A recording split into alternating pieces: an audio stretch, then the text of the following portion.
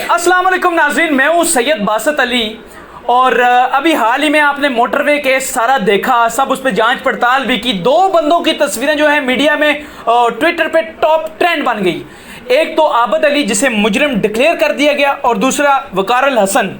वकारल हसन इसमें बरी होकर वापस आ गए। अब इनसे पूछते हैं कि आखिर ये सब क्या हो गया, क्या चक्कर था, आपकी तस्वीर कैसे, आपको कैसे पता चला, सारा वाकया इनसे ही पूछेंगे। सबसे पहले जी अस्सलाम वालेकुम। वालेकुम अस्सलाम। अच्छा वकार साहब, पहले ये बताएं कि आपने किस टाइम देखा कि आपकी तस्वीर जो है वो चल रही है और आप हक्का बक्का रह गए? औज़ुबिल्लाहि मिन शैतानिर्रजीम, बिस्मिल्लाहिर्रहमानिर्रहीम। बासत भाई, मैं उस वक़्त बीबी पाक दामन लाहौर में मौजूद था। उधर मैंने मौला का जिक्र किया, मजलिस पढ़ी, तो नंबर मैंने ऑफ़ कर दिया हुआ था कि जब दरबार में जाएं तो नंबर ऑफ़ ही करना चाहिए। तो मैंने नंबर ऑफ़ कर लिया। तो जब मैंने दरबार से बाहर निकला तो मैंने बाहर देखा बाज़ार में वो पानों वाली दुकान जो होती हैं, सिगरेट वगैरह जी, बड़ी बड़ी उन्होंने LCD लगाई होती हैं। जब मैंने वो LCD पे देखा तो मेरी तस्वीर चल रही थी। मैं उसी वक्त उधर खड़ा हो गया। तो वो IG पंजाब साहब जो हैं वो बयान कर रहे थे, जी ये आबद अली हैं जिनका हमने पता लगवाया है DNA से, और दूसरा मुजरम है वकारल हसन, ओए होए, जिसका हमने जियो फेंसिंग से पता लगवाया है। ये अली टाउन किला सारशाह का रैशी है।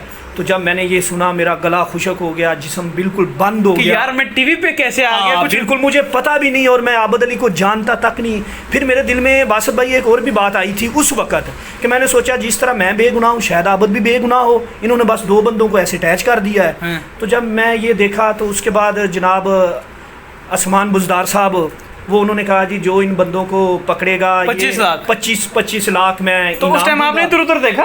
मैंने देखा, मैंने भूखे देखा। इतना मैं परेशान हो गया कि मेरे पास जो कपड़ा था, जो साफा था, मैंने वो वहाँ पर ही भूल गया। ओए मैंने छोड़ा और मैं जल्दी मैं बाहर आया, नंबर ऑन किया। वो मेरा भांजा था आसफ़ अली, वो लाहौर ही रहता था। मैंने उसे कॉल किया, आसफ़ यार मेरे ऊपर तो क़यामत आ पड़ी है, जल्दी करो मेरे पास बाइक लेके आओ। वो मेरे पास आया, मैंने घर वालों से रब्ता किया। घर वालों ने भी कहा यार काफ़ी देर से हम रब्ता कर रहे हैं। वो तनवीर को और इशफाक को पुलिस पकड़ के ले गई। पूरे इलाके में इतनी पुलिस है, हर जगह जिधर जिधर हमारे रिश्तेदार हैं उन्होंने वो हमारा घर को सील कर दिया। बड़ा मसला बना हुआ है, तो जल्दी करो घर आओ। मैंने उसी वक्त हमने बाइक पे घर आए। तो जब हम घर आए तो उन्होंने कॉल किया कि आप किला सारशाह स्टॉप पे ही खड़े हों, हम इधर ही आ रहे हैं। तो वो उधर हमारे मौसन हैं सैयद अमजद हुसैन शाह साहब मखदूम है, और किला सारशाह की सदात में बहुत बड़ा उनका नाम है जी। तो बहुत ब्यूटीफुल पर्सनैलिटी हैं। तो वो साथ थे। जब मैंने उनको देखा तो मैं उनको कदमों में पड़ा। जब मैं कदमों में पड़ा तो उसने कहा आप हमारी लाद है, हम आपको जानते हैं।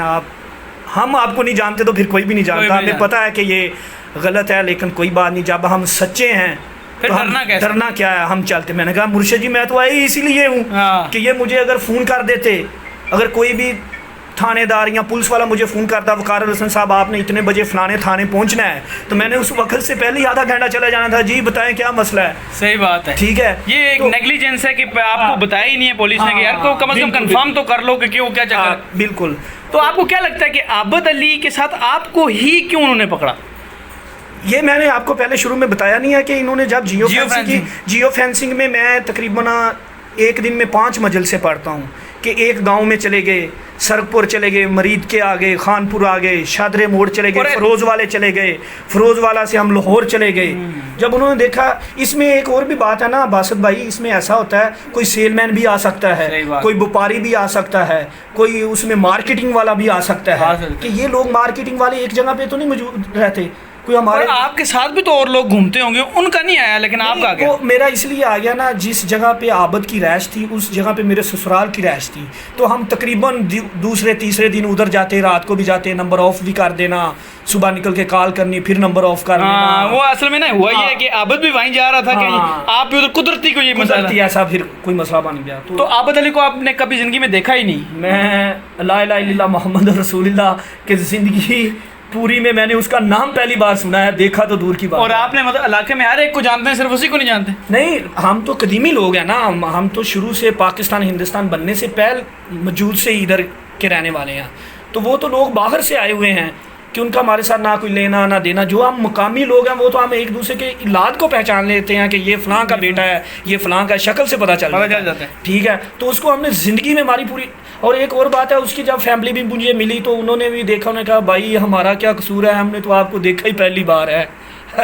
तो ये तो आप देख लें कि क्या। तो पुलिस ने आपके साथ कैसा रवैया अख्तियार किया? कोई प्रेशर, कोई ऐसी चीज़ें कि आपको फंसाने की कोशिश की जा रही है, कोई ऐसा लगा आपको? नहीं नहीं, बहुत अच्छा। मैं तो इस बात पे तो मैं इमरान खान साहब का भी बहुत मशकूर हूँ, और हुकूमतें, मैं तो ये कहूँगा कि तरीके इंसाफ ने मेरे साथ इंसाफ किया है, ठीक है ना। तरीके इंसाफ ने इंसाफ कर दिया, इंसाफ किया मेरे साथ। और जनाब सरदार असमान बुज़दार साहब ने भी बहुत, लेकिन जब उन्होंने वो प्रेस कॉन्फ्रेंस वो की थी उसमें भी उन्होंने कहा था कि हम इंसाफ करेंगे, तो मेरा इस बात पे बड़ा दिल खुश है, और पूरे पाकिस्तान को खुश होना चाहिए। तो मशहूर हो गए। मशहूर क्या है, हम तो शरीफ लोग हैं, आपको पता, हम तो मशहूरी नहीं चाहते, हम तो अपनी इज्जत चाहते हैं। इज्जत। तो मैं तो ये एक अपील करना चाहता हूँ, ये मैं हाथ बांध के जोड़ के अपील करना चाहता हूँ जनाब, ये जितने भी चैनल या मीडिया वाले हैं, वज़ीर नशरियात साहब से भी करना चाहता हूँ कि ये आबद के साथ जब मैं बेकसूर हूँ, सबको पता है, साबित हो गया, डीएनए भी आपका जो है वो मैच नहीं हुआ, फिंगरप्रिंट भी हुए, मेरी व्हाट्सएप तस्वीर भी उस खातून को भेजी गई, वो जो दूसरा मुजरम पकड़ा गया शफकत, उससे भी सारी वो तफ्शीश हुई। तो शफकत के बारे में क्या कहना है आपका? नहीं, मैं जब आप उसको भी नहीं जानते उसी शफकत ने ही तो ये बताया है कि हम वकार अल हसन को ज़िंदगी में नहीं देखा। ये ना शफकत ने ही तो ये बात बताई है कि मैंने वकार अल हसन को पूरी ज़िंदगी में देखा ही नहीं, हमने इस बंदे को आज तक नहीं देखा।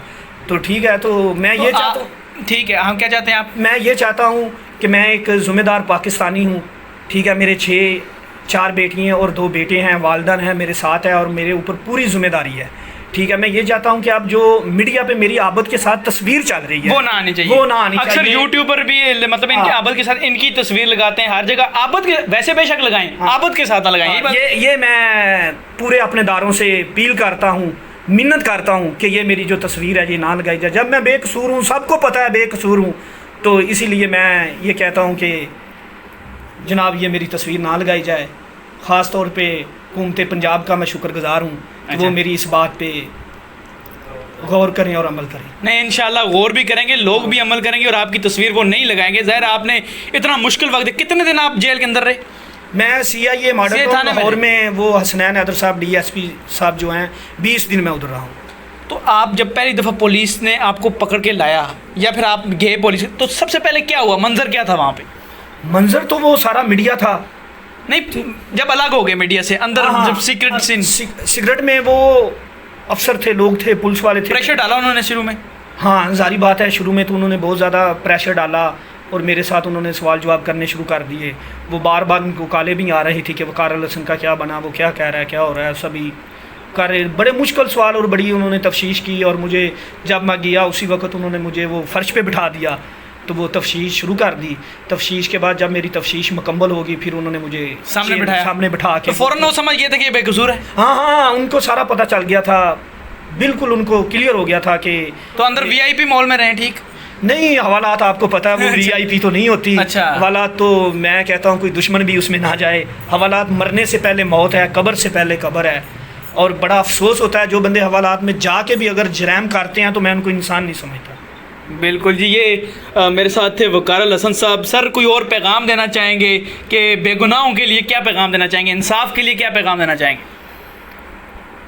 मेरा तो अकीदा है कि कोई बंदा मौत करीब नहीं कर सकता और रिज़्क दूर नहीं कर सकता। क्या और बात जो है। सच्चा बंदा होता है उसके साथ खुदा होता है, आले रसूल होते हैं, नबी पाक होते हैं।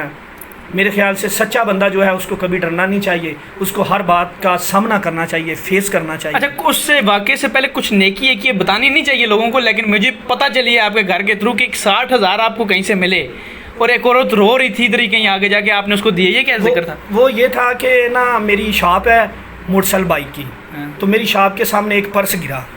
जब वो पर्स गिरा तो मैंने पर्स उठाया तो उसको खोला तो उसमें पैसे मौजूद थे, लेकिन ये नहीं पता था कितने पैसे हैं। अच्छा। तो वो रक्शे से गिरा था, हम देख रहे थे कि रक्शे से औरत के हाथ से गिरा है, तो मैंने वो जल्दी से उठाया। मेरा एक दोस्त कह रहा था यार किधर जा रहे हो, मुझे साथ लेके जाओ। मैंने कहा यार ये किसी की मानत गिरी है, पहले उसे पकड़ाएं।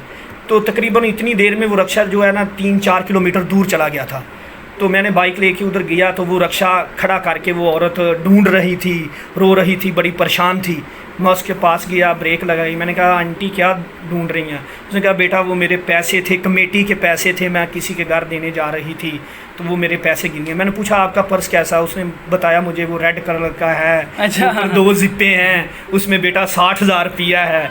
मैंने उसको वो दिया, उसने फिर बहुत दुआएं की है, मेरा माथे से माथा चूमा और बड़ा सीने से लगा के कहते किसी नेक माँ के बेटे हो। क्या बात है, अल्लाह आपको, इसीलिए अल्लाह देखो ना, आप नेकियां करते रहो तो अल्लाह ने मुझे क्या पता क्या हो जाता है, इधर कुछ भी हो जाता है, पाकिस्तान है। लेकिन आप मुझे ये बताएं, आखिर में ये एक लास्ट बात ये बता दें कि क्या आपको क्या लगता है, आबिद अली पकड़ा गया है या उसे मार दिया गया है? नहीं, इस मतलब जब मैं आबिद को जानता ही नहीं हूँ तो मैं तो वैसे कोई गैस नहीं, कोई गैस नहीं है, ये तो हुकूमत ही जानती है या क्या, कि एक बंदे का पता ही नहीं कि वो बंदा कौन है, पकड़ा गया। हम तो इतना, आप देखें सोशल मीडिया पे या मीडिया पे भी इतना इंटरेस्ट नहीं, जिक्र करने वाला बंदा तो अपने जिक्र में मसरूफ होता है, सही बात उसको तो मीडिया से कोई खबर ही नहीं होती। खबर। चलें जी, ये मेरे साथ थे वकारुल हसन, इनके बारे में आपने जाना कि इनके साथ क्या हुआ, सारा वाकया क्या था। फिलहाल मुझे दें इजाज़त, आप फी अमान लो। और हाँ, आपने जिसने मेरा चैनल सब्सक्राइब भी किया हुआ है वो बेल आइकॉन लाजमी क्लिक कर ले, और जो नए आने वाले हजरात हैं वो भी सब्सक्राइब और बेल आइकन क्लिक कर लें ताकि आपको आने वाली हर वीडियो मिले।